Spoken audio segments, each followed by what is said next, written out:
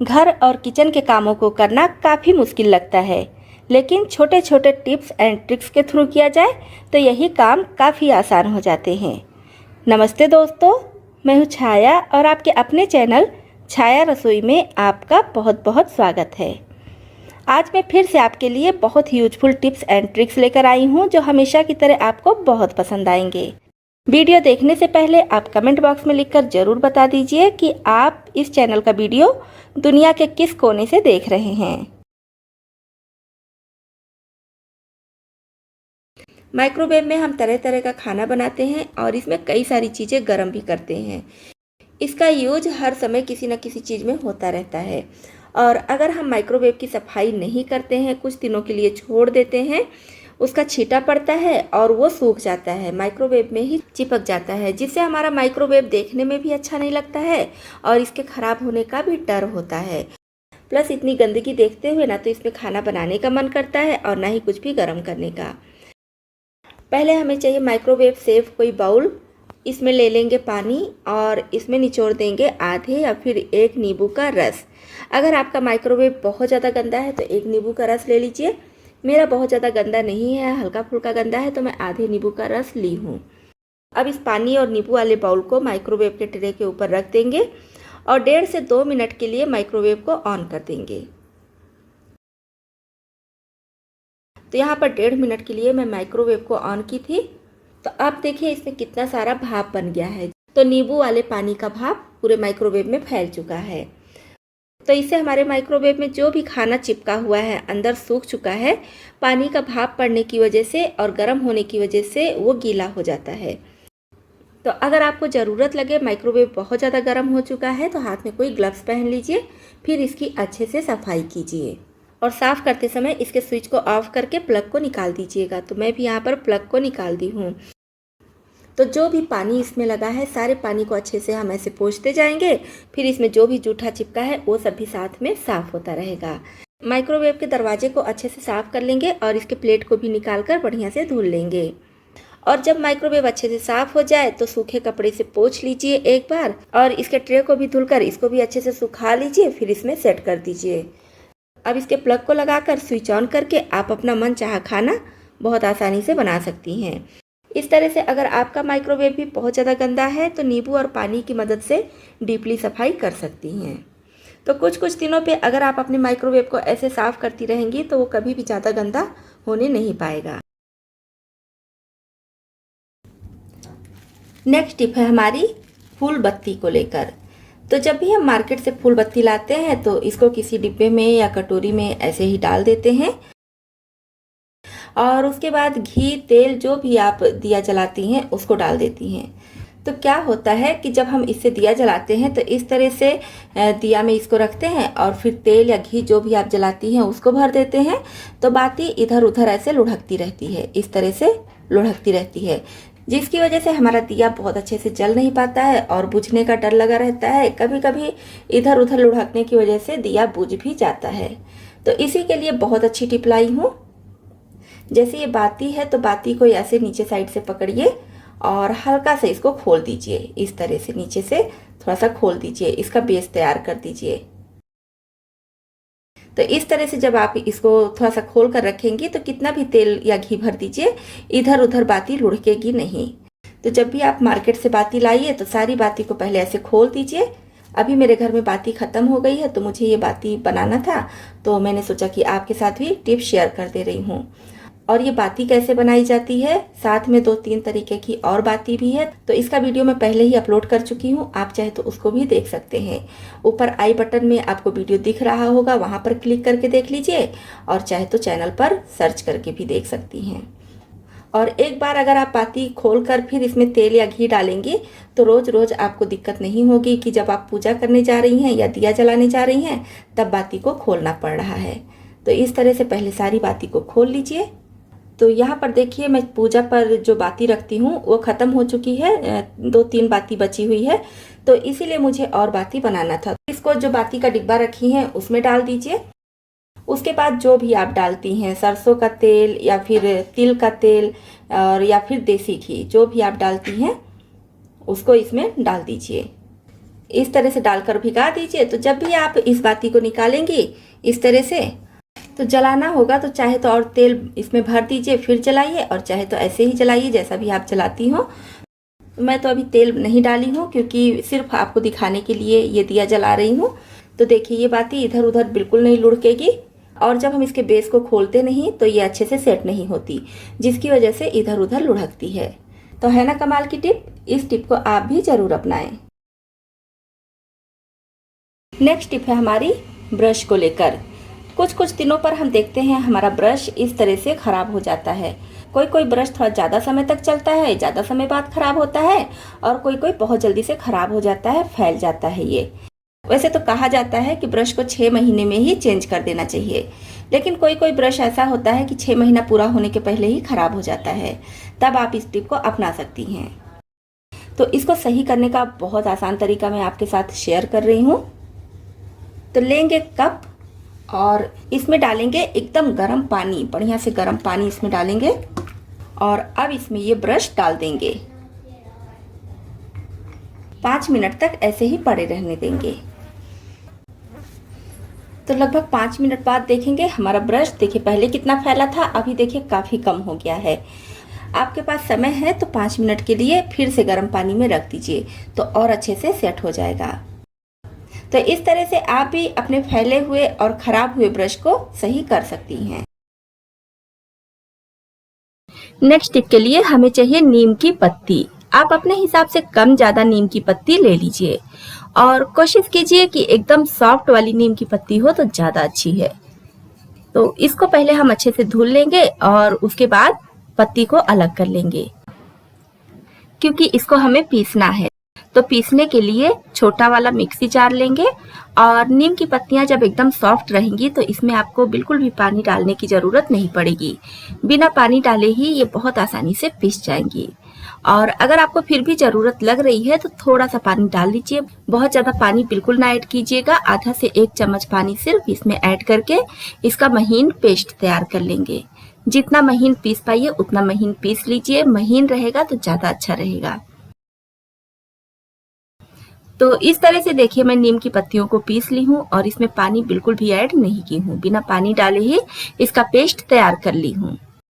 अब इसमें से हम थोड़ा सा लेंगे, बहुत ज्यादा बर्तन आपको करने की जरूरत नहीं है, बस इसी मिक्सी जार में थोड़ा थोड़ा निकाल कर इस तरह से लेंगे, और हथेली में रख के हल्का सा प्रेस करके छोटी सी गोली बनाएंगे।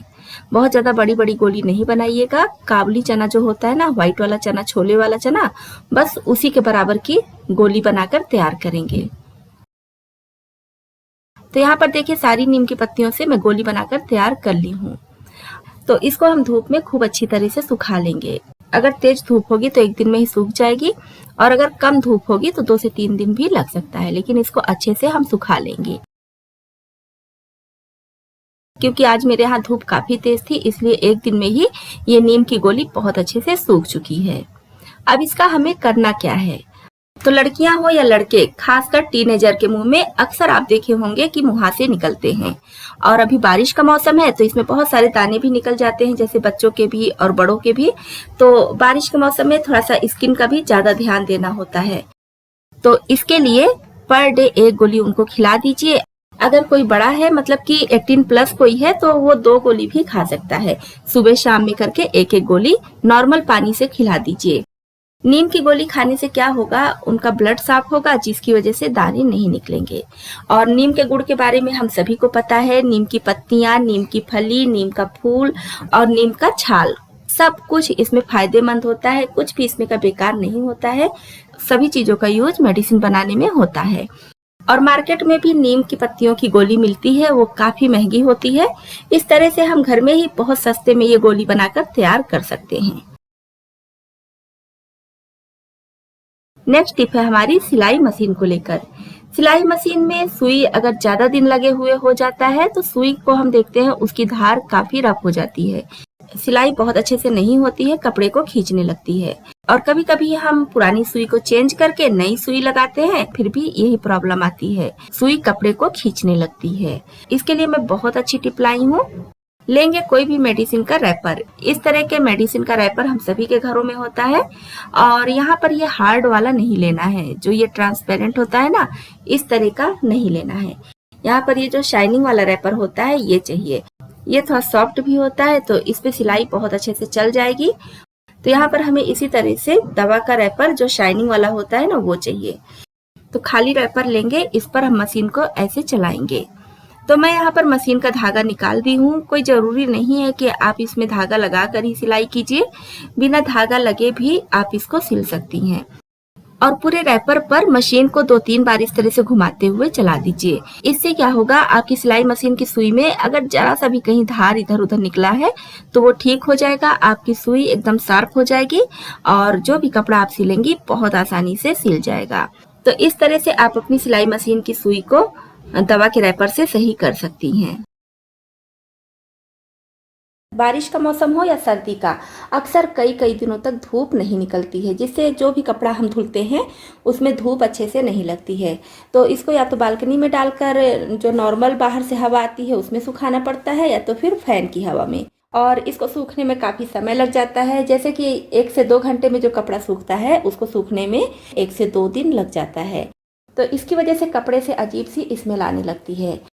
तो हम क्या करते हैं, देखते हैं कपड़ा सूख गया, फिर आयरन करके पहन लेते हैं, फिर भी उस कपड़े से अजीब सी स्मेल आने लगती है। लेकिन हमें तो पता ही होता है कि हमारा कपड़ा अच्छी तरह से साफ है, बस धूप नहीं लगी है, इस वजह से इसमें सीलन की बदबू आ रही है।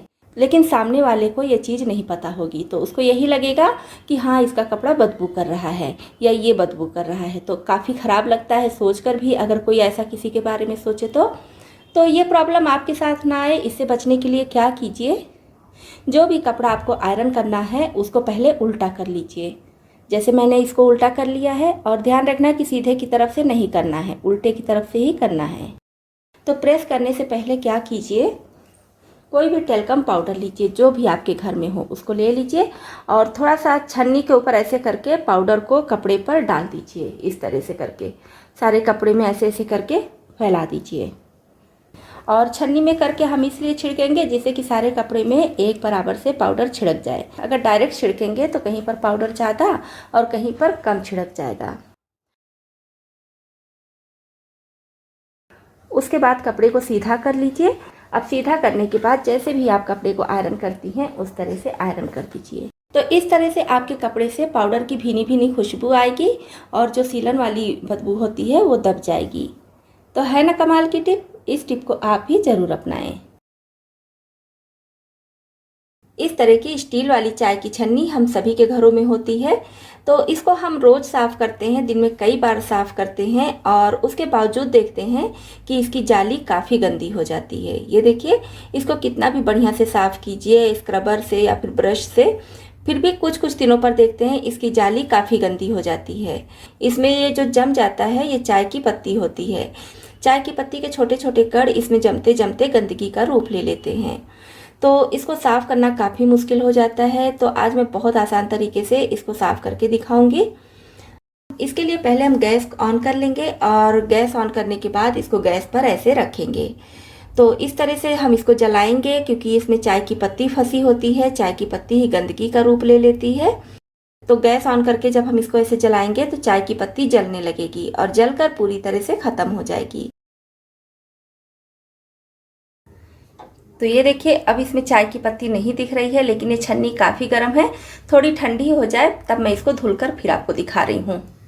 तो ये देखिए, चाय की छन्नी कितने अच्छे से साफ़ हो गई। तो पहले ये चाय की छन्नी कितनी गंदी थी, अभी देखिए एकदम अच्छे से साफ़ हो गई, और हमें मेहनत करने की भी ज़रूरत नहीं पड़ी। बस गैस चलाकर इसको थोड़ा सा गर्म कर दीजिए, जितनी भी चाय की पत्ती है सब जल जाएगी। उसके बाद अच्छी तरह से धुल दीजिए। नेक्स्ट टिप के लिए हमें चाहिए भुना हुआ आटा। आटा ले लीजिए या फिर बेसन, इसको हल्का सा भून लीजिए, यानी कि हल्की सौंधी खुशबू आने लगे तब तक इसको भून लेना है। अब इसमें डालेंगे चीनी। तो मैं यहाँ पर 2 टेबल स्पून आटा ली हूँ और इसमें लगभग आधा छोटा चम्मच चीनी डाल रही हूँ। इसी के साथ में डाल देंगे थोड़ा सा देसी घी, आधा छोटा चम्मच के करीब ही देसी घी भी डाल देंगे। अब इसको मिला लेंगे और थोड़ा थोड़ा पानी डालकर सॉफ्ट डो तैयार करेंगे। तो मैं यहाँ पर थोड़ा सा आपको बनाकर दिखा रही हूँ, आप अपने हिसाब से और ज़्यादा भी बना सकती हैं। तो अभी आपको वीडियो में आगे पता चल जाएगा कि इसका यूज़ क्या करना है, तो उसी के हिसाब से आप और ज़्यादा बना लीजिएगा। तो ये देखिए इसका सॉफ्ट डो तैयार हो गया है। अब इसको छोटा छोटा इस तरह से तोड़ देंगे और तोड़ने के बाद अभी इसको साइड में रखेंगे। अब फिर से कोई दूसरी छोटी कटोरी लेंगे। ऐसी कटोरी लीजिए जिसका यूज आप खाने में नहीं कीजिए, मतलब कि जिसमें आप खाना वगैरह ना खाइए, वही कटोरी लीजिए। तो यहाँ पर आधा छोटा चम्मच के करीब मैं वॉशिंग पाउडर ले ली हूँ, कोई भी वॉशिंग पाउडर ले लीजिए। अब इसमें डालेंगे आधा छोटा चम्मच के करीब ही खाने वाला सोडा यानी कि मीठा सोडा। अब इसमें ऐड करना है कुनेन की गोली यानी कि नेफ्थलीन बॉल। तो ये छोटे साइज़ का भी आता है, बड़े साइज़ का भी आता है, तो ये काफ़ी बड़ा है तो इसका मैं आधा ही लूँगी, क्योंकि सारी चीज़ें मैं कम कम ली हूँ तो इसको भी आधा लूँगी। तो अगर आप ज़्यादा आटा ले रही हैं, ज़्यादा सारी चीज़ें ले रही हैं तो पूरा एक बॉल ले लीजिएगा। इसको हम ऐसे नहीं ऐड करेंगे, इसका पहले पाउडर बना लेंगे फिर इसमें ऐड करेंगे। इसका देखिए मैं पाउडर बना ली हूँ, तो आधा छोटा चम्मच के करीब इसको भी ऐड कर दे रही हूँ। अब इसमें थोड़ा सा नींबू का रस निचोड़ेंगे। नींबू का रस इतना निचोड़ेंगे जितने से कि इसका पेस्ट तैयार हो जाए। बहुत ज़्यादा नींबू का रस नहीं निचोड़ेंगे, बस इतना ही निचोड़ेंगे कि इसका थोड़ा सा गीला पेस्ट तैयार हो जाए। ये देखिए अब क्या करना है, अब ये जो आटा हम तैयार करके रखे हैं, आटे की लोई काट कर रखे हैं, इसको गोल करेंगे और हल्का सा इसे चिपटा करेंगे और थोड़ा सा ये पेस्ट इसमें डालकर अच्छे से बंद कर देंगे। तो हम यहाँ पर बना रहे हैं चूहों को भगाने की दवा। अक्सर हम सभी घर कितना भी साफ सुथरा रखें, कितने भी अच्छे से रखें, चूहे कहीं ना कहीं से आ ही जाते हैं। तो ये ट्रिक जो है ये चूहों को मारेगा नहीं, ये ट्रिक चूहों को घर से भगाएगा। क्योंकि चूहों को अगर ये मार देगा तो फिर चूहे इधर उधर घर में ही किसी कोने में मर जाते हैं, जिसकी वजह से बदबू काफ़ी ज़्यादा होती है और काफ़ी दिनों तक उसकी बदबू रहती है। अब आप सोच रहे होंगे कि ये सारी चीज़ें मैं आटे में ही डायरेक्ट मिलाकर इसका बॉल बना सकती थी, लेकिन ऐसा मैंने इसलिए नहीं किया क्योंकि चूहे भी बहुत समझदार होते हैं। तो अगर मैं आटे में ही सब कुछ मिलाकर इसका बॉल तैयार करती तो दूर से ही उनको इसकी खुशबू का पता चल जाता, जिससे वो इसको खाते नहीं। तो आटे को हम हल्का सा भून लिए हैं जिससे आटे में सोंधापन आ जाए, और चीनी डाले हैं, घी डाले हैं, जिससे अट्रैक्ट होकर चूहे इसको खाएंगे। और खाते खाते जब बीच में पहुंचेंगे बस ये अपना काम कर देगा, क्योंकि बीच में हम जो भी चीज़ें डाले हैं वो चूहों को बिल्कुल नहीं पसंद है। तो बस चूहे उसको खाते ही तुरंत घर से बाहर भागेंगे और दोबारा से आपके घर में झांकेंगे भी नहीं। और अगर भूले भटके कभी आ भी गए तो आपके घर में कितनी भी चीज़ें खाने वाली इधर उधर पड़ी रहे वो भूल कर भी नहीं खाएंगे। उनको डर रहेगा कि इसके अंदर भी वो सारी चीज़ें हो सकती हैं जो उनको नहीं पसंद है। अब जहाँ भी आपको लगे कि यहाँ पर चूहे ज़्यादा आते हैं वहाँ पर इस बॉल को रख दीजिए। और ये ध्यान रखिए कि बच्चों से दूर रखिएगा, बच्चों को बता कर रखिएगा कि इसको छूना नहीं है। बच्चों को पहले से समझा दीजिए, तब फिर आप इसको रखिएगा। तो अगर आप चूहों से परेशान हैं तो इस टिप को ज़रूर अपनाइए, 100% ये वर्क करेगा और आप चूहों से छुटकारा पा जाएंगे। गैस पर कोई तवा चढ़ा देंगे गर्म होने के लिए, और जब तवा अच्छे से गर्म हो जाए तब इस पे हम डाल देंगे कॉफ़ी। बस 1 छोटा चम्मच के करीब आप कॉफ़ी पाउडर ऐसे इस पर डाल दीजिए और फ्लेम एकदम लो कर दीजिए। कोई भी कॉफ़ी आप ले लीजिए, रेगुलर ले लीजिए, इंस्टेंट ले लीजिए, जो भी आपको कॉफ़ी लेना है वो ले लीजिए। एक्सपायर हो चुका है तो भी आप उसको यूज में ला सकती हैं। और देखिए कॉफ़ी पाउडर जैसे जैसे जलेगा वैसे वैसे इसमें से थोड़ा धुआं निकलेगा। तो ये धुआं जब किचन में या घर में कहीं भी फैलेगा तो मक्खी और छोटे छोटे जो भुनगे मैं बता रही हूँ वो पूरी तरह से भाग जाएंगे। और ऐसा भी नहीं है कि आप एक बार इसको जला दी हैं तो हमेशा के लिए मक्खी और भुनगे भाग जाएंगे। आपको सुबह में और शाम में दोनों समय ये जलाना पड़ेगा, क्योंकि दोनों समय ही ये मक्खी और भुनगे ज़्यादातर घरों में आते हैं। तो उन दोनों टाइम में आप जला दीजिए तो जितने भी हैं सब भाग जाएंगे, या नहीं है तो आएंगे भी नहीं। नेक्स्ट टिप के लिए हमें चाहिए कोई बड़ा बर्तन। बड़ा बर्तन तो लीजिए लेकिन गहरा बर्तन ना लीजिए, इस तरह का फ्लैट कोई बर्तन है तो वो ले लीजिए। तो मैं यहाँ पर एक स्टील के कंटेनर का ढक्कन ली हूँ। तो आप यहाँ पर कोई ढक्कन है उसको ले लीजिए, थाली या परात भी ले सकते हैं। अब इसमें मैं डाल दे रही हूँ 2 गिलास पानी। इसी के साथ में डाल देंगे 2 छोटा चम्मच बेकिंग सोडा। तो बेकिंग सोडा मैं पहले ही डाल चुकी हूँ लेकिन वीडियो कट हो गया था तो थोड़ा सा अभी और डालकर दिखा दे रही हूँ। तो 2 से ढाई छोटा चम्मच बेकिंग सोडा इसमें मैं ऐड कर ली हूँ। अब हाथ से अच्छी तरह से मिला देंगे। इसमें हमें और कुछ भी ऐड करने की ज़रूरत नहीं है। अब हमारे घरों में जितनी भी कंघियाँ हैं, सारी कंघियाँ इसमें आप डाल दीजिए। तो देखिए कंघी, कोई कोई कंघी कितनी ज़्यादा गंदी हो गई है। बारिश के दिनों में वैसे भी कंघी की सफाई हर हफ्ते करनी चाहिए, क्योंकि बहुत ज़्यादा गंदी हो जाती है। और बाल में हम तेल भी लगाए रहते हैं, जिसकी वजह से चिपचिपी भी हो जाती है। तो अगर आप फ्लैट बर्तन लेंगे तो इसमें पानी कम डालना पड़ेगा। कम पानी में ही कंघियाँ अच्छे से डूब जाएंगी। और पानी कम लेंगे तो बेकिंग सोडा का यूज भी कम करना पड़ेगा। अगर गहरा बर्तन लेंगे तो उसमें पानी भी ज़्यादा डालना पड़ेगा और बेकिंग सोडा भी ज़्यादा डालना पड़ेगा। इसी के साथ में इसमें मैं कंघी को साफ़ करने के लिए ब्रश बहुत आसानी से मार्केट में मिल जाता है। अगर मार्केट में ऐसे नहीं मिलता है तो कहीं मेला या फिर प्रदर्शनी लगा है तो वहाँ पर तो बहुत आसानी से मिल जाता है। मैं भी इसको प्रदर्शनी से ही लाई थी और 10 या 15 रुपए में ये मिल गया था।